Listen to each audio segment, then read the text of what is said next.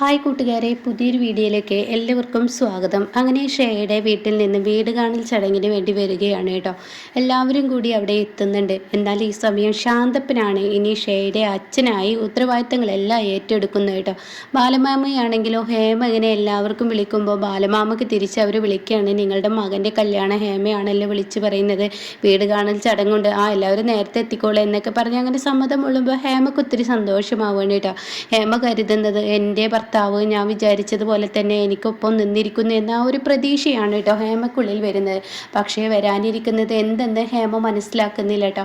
അങ്ങനെ ഈ സമയം വീട് കാണൽ ചടങ്ങിനായി ഹേമയും ഹേമയുടെ ഈ പറയുന്ന അമ്മയും ശാന്തപ്പനും എല്ലാവരും അവിടെ എത്തണം കേട്ടോ. ഇവരുടെയൊക്കെ വേണ്ടപ്പെട്ട അതിഥികൾ അവിടെ എത്തുന്നുണ്ട്.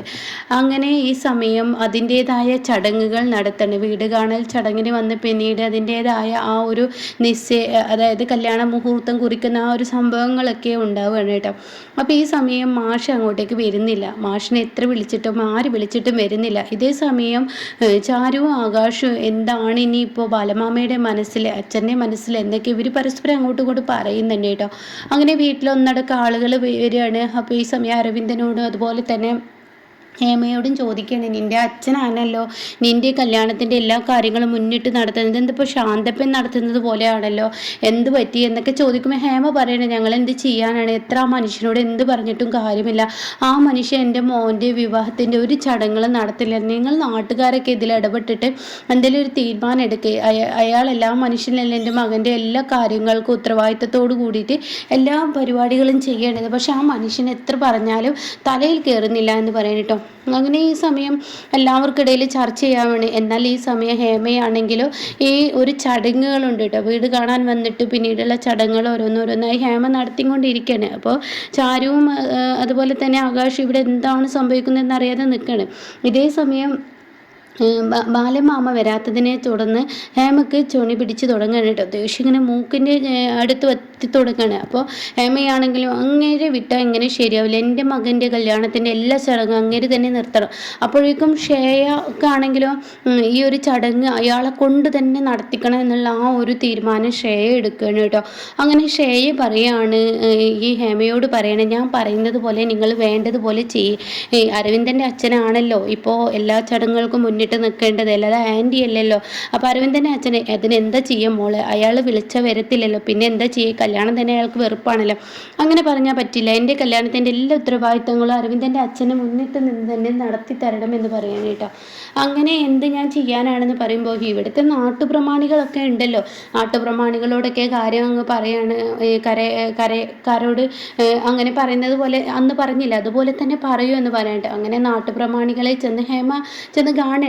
ഹേമ ചെന്ന് പറയാണ്, എൻ്റെ കുഞ്ഞിൻ്റെ ഒരു വിവാഹ കാര്യവും നടത്താൻ മാഷ് തയ്യാറാവുന്നില്ല, മാഷിനെ നിങ്ങളെല്ലാവരും നിർബന്ധിക്കണം, അവൻ്റെ അച്ഛനല്ല, അപ്പോൾ അച്ഛനുള്ളപ്പോൾ അവന് അച്ഛനില്ലാത്തതുപോലെ ഒരു ചടങ്ങ് ചെയ്യേണ്ട അവസ്ഥയിലാണ് ഇപ്പോൾ കാര്യങ്ങൾ നടക്കുന്നത്, അപ്പോൾ നിങ്ങളിതൊന്നും കണ്ടിട്ട് മിണ്ടാതിരിക്കരുത്, ഇനി ഉത്തരവാദിത്തത്തോടു കൂടി എല്ലാ കാര്യങ്ങൾക്കും നിങ്ങളൊരു തീരുമാനം എടുക്കണമെന്ന് പറയാൻ കേട്ടോ. അപ്പോൾ അത് കേൾക്കുന്നതിനോടുകൂടി കരക്കാരാണെങ്കിലോ ശരി ഓക്കെ ഞങ്ങൾ ബാലനോട് സംസാരിക്കട്ടെ എന്ന് പറഞ്ഞിട്ട് ബാലൻ്റെ അടുത്തോട്ട് പോവാണ്.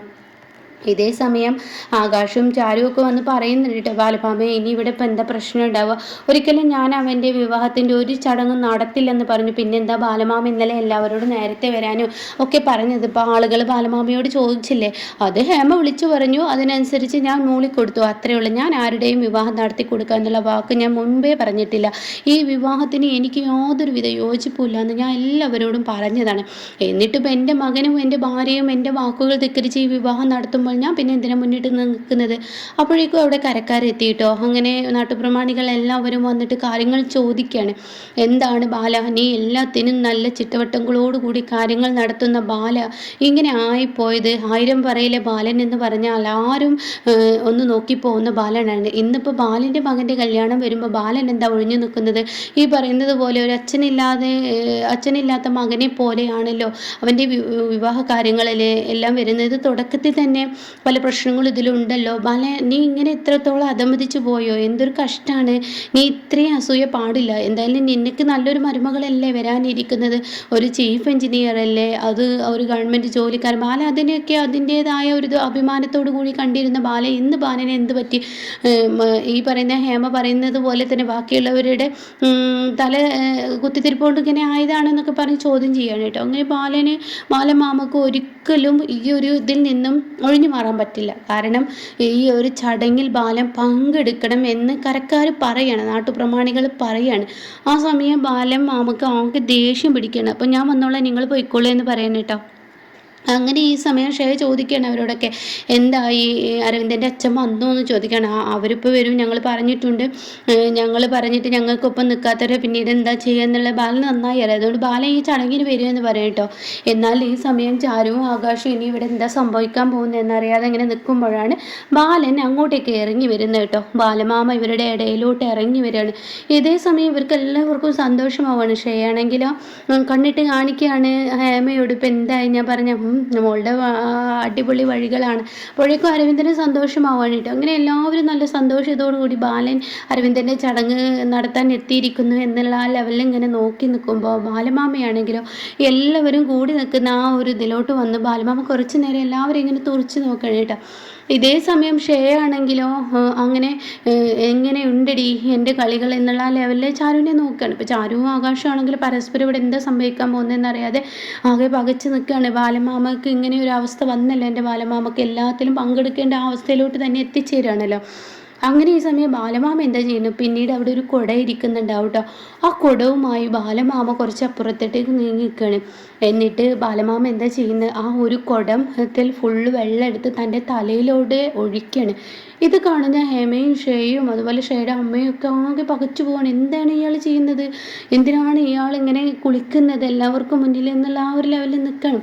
ഒരു മരിച്ചാൽ ഒരു മരണാന്തര ചടങ്ങ് പോലെയാണല്ലോ ഇയാൾ കാട്ടിക്കൂട്ടുന്നത് എന്ന ലെവലിൽ ഇങ്ങനെ നിൽക്കുന്ന സമയത്താണ് ചാരു ആകാശിനോട് പറയുന്നത്, ബാലമാമ എന്താ ഈ ചെയ്യുന്നത്, ഗോവിന്ദമാമ ബാലമാമ എന്താ ചെയ്യുന്നത് എന്ന് പറയുമ്പോൾ ബാലൻ ഉറക്കി വിളിച്ച് പറയാൻ കേട്ടോ. ഇവിടെ എന്താണ് സംഭവിക്കുന്നതെന്ന് അറിയാതെ ബാക്കിയുള്ളവരെല്ലാം പകച്ചു നിൽക്കുകയാണ്. ഷേയ, അരവിന്ദൻ അതുപോലെ തന്നെ മറ്റുള്ളവർ കേട്ടോ.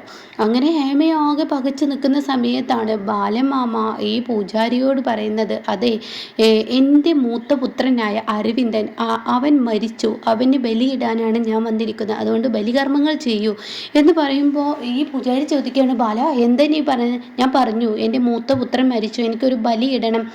മൂത്തപുത്രൻ എന്ന് പറയില്ല, എനിക്ക് ബലി ഇടണം, ബലി ഈ ചടങ്ങ് നടത്തണം.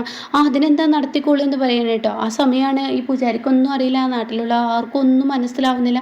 അങ്ങനെ ബാലമാമ ഈ ബലിയിടൽ ചടങ്ങ് നടത്താണ്. ഉരുളകൾ ഇങ്ങനെ ഉരുട്ടി കാക്കക്ക് വെച്ച് കൊടുക്കുന്നതും അങ്ങനെ എല്ലാ സംഭവങ്ങളും കഴിഞ്ഞതിന് ശേഷം ഈ പറയുന്ന അരവിന്ദൻ ഇങ്ങനെ ആകെ ഞെട്ടലോടുകൂടി നിൽക്കണം. ഹേമയും ഈ ഒരു ദിവസം തന്നെ ഇയാൾ എന്തേ കാണിക്കുന്നത് എന്നുള്ള ആ ഒരു ലെവലിൽ ഇങ്ങനെ നിൽക്കുമ്പോൾ പൂജാരി ചോദിക്കുകയാണ്, ആർക്കാണ് ബലിയിടുന്നതെന്ന്.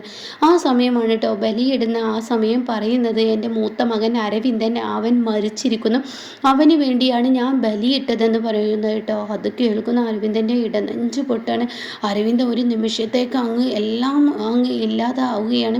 അരവിന്ദൻ പൊട്ടിക്കരയാണ്. ഈ സമയം ഹേമക്ക് പറയാനില്ല, കൂടിയവരെല്ലാവരും ആകെ പകച്ചു പോവാണ്. അപ്പോൾ ഈ സമയം ബാല അത് ഇങ്ങോട്ടൊന്നും പറയണ്ട, ഞാൻ പറഞ്ഞു ബലി ചടങ്ങുകൾ നടക്കട്ടെ എന്ന്.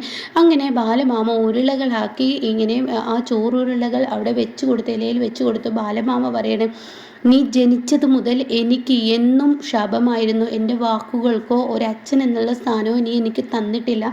ജനിച്ച അന്ന് മുതൽ ഇന്നേ വരെ നീ എന്നോട് കാണിച്ചതെല്ലാം അങ്ങനെയാണ്. അതുകൊണ്ട് എൻ്റെ മനസ്സിൽ നിന്നും നീ എന്ന മകനെ ഞാൻ നീ മരിച്ചിരിക്കുന്നു, അതുകൊണ്ട് ഞാൻ മരണാന്തര ചടങ്ങ് നിനക്ക് വേണ്ടി ചെയ്തിട്ടാണ് പോകുന്നത്. ഇനി ഈ മകൻ്റെ കാര്യങ്ങൾ പറഞ്ഞ് ആരും എൻ്റെ മുന്നിലോട്ട് വരണ്ട, എൻ്റെ മകൻ മരിച്ചു, അവൻ്റെ പല ചടങ്ങുകൾ ഞാൻ ചെയ്തു എന്ന് പറഞ്ഞിട്ട് ബാലൻ അവിടെ നിന്ന് പോകുമ്പോൾ അരവിന്ദനുണ്ടല്ലോ ആ ഒരു ചോറുരുളയെ നോക്കി ഇങ്ങനെ പൊട്ടി കരയാനായിട്ട്. തൻ്റെ അച്ഛൻ തനിക്ക് ബലിയിട്ടത് ആലോചിക്കുമ്പോൾ അരവിന്ദന് ആലോചിക്കാനേ വയ്യ, ചിന്തിക്കാനേ കഴിയുന്നില്ല. അത്രയും വേദനയോടുകൂടി അരവിന്ദൻ പൊട്ടി കരയുന്ന ആ ഒരു സീനാണ് കേട്ടോ ഇനി നമുക്ക് മുന്നിൽ വരാനിരിക്കുന്നത്.